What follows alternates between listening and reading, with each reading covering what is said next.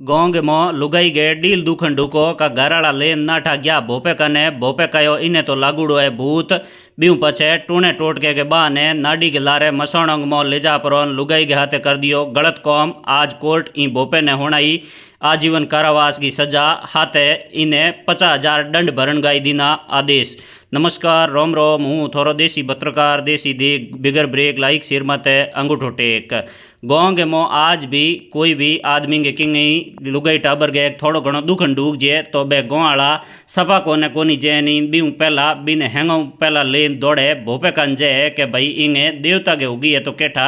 N एड़ी एक बात बाड़मेर जिले के धोरीमना थाना क्षेत्र के मो एक परिवार के हाथ एड़ी बूंदी हुई के बोए भी भोपे कने लुगाई के डील दुखे हो जना लेन ज्ञान भी उपचे टूने टोट के बहाने बन भोपे नाडी के लारे मसोणंग मो ले जान लुगाई के हाथे माडी गलत कौम कर दिनो एन बिन टाइम ही घराड़ा लारे पूग ज्ञान बोए जकी बा स्थिति देखी भी उपसे सीधा बे धोरीमने थाने ज्ञान ही भोपे के खिलाफ मुकदमो दर्ज करायो एन मी मुकदमे के मो आज 5 साल बाद के मो फैसलो आयो है एन ओ जको भोपो है इंगो नाम है लादूरोम इन कोर्ट आजीवन कारावास की सजा होना है एन हाथे जज साहब कहो कि भाई इंग मत 50,000 गो दंड गातन इन्हें दंड भरण का आदेश दीना है। तो ई पूरे मामले के मो बोए धोरीमने थाने के मो मुकदमो दर्ज करा बतायो कि भाई मारे गाँव के मो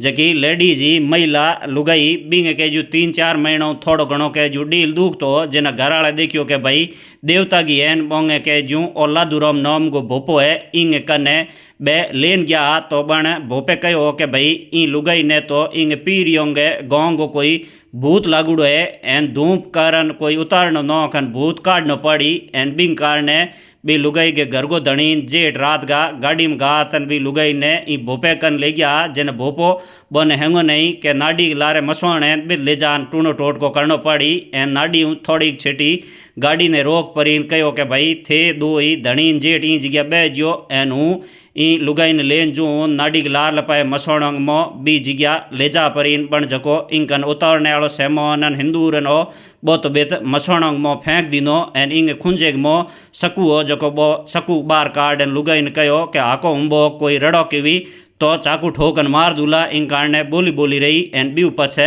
बन माडी अण ई भोपे लुगाई ने जाल परीन बिंग हाथे गलत कौम कर दिनो एन घणो टेम होयो जड़ के अजी मटी केड़ो के जू धूप ध्यान करें उतारण नौखे अजी पाछो आयो ही कोनी का घर को धनीन जेठ दो ही पाला पाला पगे पगे रात गा लारे गया एन मसोणंग मो पचबोए जकी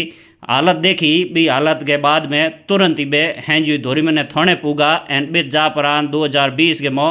मुकदमो दर्ज करायो एन पुलिस इंग मो ई भोपे के खिलाफ के जो कोर्ट के मो चालान पेश कियो हाथे जका गवाह दूजा जिताई सबूत आ बे हैंगी पेश किया जना बाड़मेर एडीजे कोर्ट का जज साहब है पीयूष जी चौधरी बोए ई पूरे मामले ने हुण परोन और जको भोपो लादूरो में इन्हें आजीवन कारावास की सजा होनाई एन हाथे कहो कि भाई बिंग हाथे 50,000 गो दंड इन्हें भरण का आदेश दीना एन 50,000 रुपयों को और दंड नहीं भरी तो कोर्ट कहो कि भाई 2 साल आजीवन सजा के बेड़ी बड़े इन्हें सजा काटनी पड़ी। तो ये वीडियो ने थे घणो शेयर कर दो क्योंकि आज भी गाँव ढोणी मो एड़ा कई मिनके जकोंगे कोई थोड़ो घणो ही दुख पीड़ हुए जना बे सपा कोने नी जैन सीधा भोपो भरड़ो कन जय परा एने भोपा भरड़ा तो ई तरीके गई कई एड़ा खूटूड़ा निकल जिए जगह गलत कौम कर दे इन कारणे ई वीडियो ने थे घणो शेयर कर दो एन हाथे ई पूरे मामले के मो अपर लोक अभियोजक जका पीपी मैडम है अनामिका जी साधु बह ई पूरे मामले की पैरवी कर परीन ई भोपे ने सजा दराई है तो थे बोंगी बात बोंग खुद के मुंडे हूँ हुण लो। मैम एक रेप का मामला था, क्या मामला था और अपनी कोर्ट में कब आया था, क्या सज़ा सुनाई गई है? मेरे कोर्ट में एडीजे 2 जिसमें पीठासीन अधिकारी हैं पीयूष जी चौधरी, उस न्यायालय में ये फरवरी 2024 में आया था। क्या मामला था? बलात्कार का मामला था 376(1) का। क्या उसने रिपोर्ट क्या दी थी, किस तरीके से मामला कोर्ट में दर्ज हुआ था? पीड़िता ने धोरीमना थाने में रिपोर्ट दर्ज करवाई थी जिसमें पीड़िता ने ये बताया था कि जो मुलजिम है लादूराम उसके द्वारा मेरे साथ खोटा काम किया गया है, उस रिगार्डिंग उसने रिपोर्ट दर्ज कराई थी। उनके बीच में कैसे मिलना कैसे हुआ, किस वजह से पीड़िता उसके पास गई? हाँ, ऐसा हुआ था कि पीड़िता जो है उसको शारीरिक कुछ कष्ट था। वो काफ़ी लंबे समय से अस्पताल की सेवाएं ले रही थी, पर उसको कुछ अच्छे बेनिफिट्स नहीं मिल रहे थे, जिस वजह से घर वालों ने उसको कहा कि हो सकता है कि तेरे को कोई देवी देवता का कोई दोष वोश इस टाइप से कुछ हो। तो उसके ससुराल पक्ष वालों ने उसको बोला कि एक कबूली गांव है धोरीमना में, वहाँ पे एक भोपा है, वो तंत्र विद्या जानता है, तो तू है ना तंत्र विद्या से ही ठीक होगी। घर वालों के कहे अनुसार वो कबूली गांव में जाती है, और उस टाइम पे जब वो वहाँ भोपे के घर के आगे, जो आरोपी है लादूराम, उसके घर के आगे एक मंदिर बना हुआ है, उस मंदिर में जब वो जाती है तो वो लादूराम से मिलती है। पीड़िता और जो आरोपी है उसमें एज ग्रुप में बहुत लंबा डिफरेंस है। पीड़िता उस समय 19 साल की है और जो आरोपी है वो 70 साल का है। जब वो उसे अपनी कष्ट पीड़ा के बारे में बताती है तो जो तांत्रिक है वो उसको कहता है कि मैं तुझे एकदम ठीक कर दूंगा। तो वो कहती है कि ठीक है, आप बताओ मुझे उसके लिए क्या करना होगा। तो तांत्रिक उसको बताता है कि मैं तुझे एक नारियल दूंगा, उस नारियल को जहाँ तू सोती है उस रूम में अपने सोने की जगह पे रख लेना, और अमावस्या यानी पूर्णिमा के टाइम पे मैं तेरे पास आऊँगा। उस समय पे एक तेरे गांव में जो तेरा पीहर है वहाँ पर एक नाडी है, उस नाडी में एक हवन कराऊंगा मैं। उस हवन से जो तेरी ये कष्ट पीड़ा है शरीर की वो पूरी तरीके से दूर हो जाएगी। जब वो उस 11 या पूर्णिमा के दिन पर पीड़िता से मिलता है, उसके घर पहुंचता है और उसको बोलता है कि अब हम हवन करने चलते हैं तेरे पीहर। वहाँ पर आके वो उस पीहर लेके जाता है। पीहर जब पीड़िता जाती है तो वो अपने पति के साथ जाती है, और वो जो आरोपी है वो उसको नाड़ी पे तैयार मिलता है। नाड़ी पे वो मतलब हवन की तैयारी वगैरह पूरी करके रखता है और पीड़िता को कहता है कि जब तू उस नाड़ी पे आए तो इस चीज़ का ध्यान रखना कि तू अकेले ही आना। यदि तू किसी को अपने साथ लाई तो मेरा जो हवन है वो सफल नहीं हो पाएगा।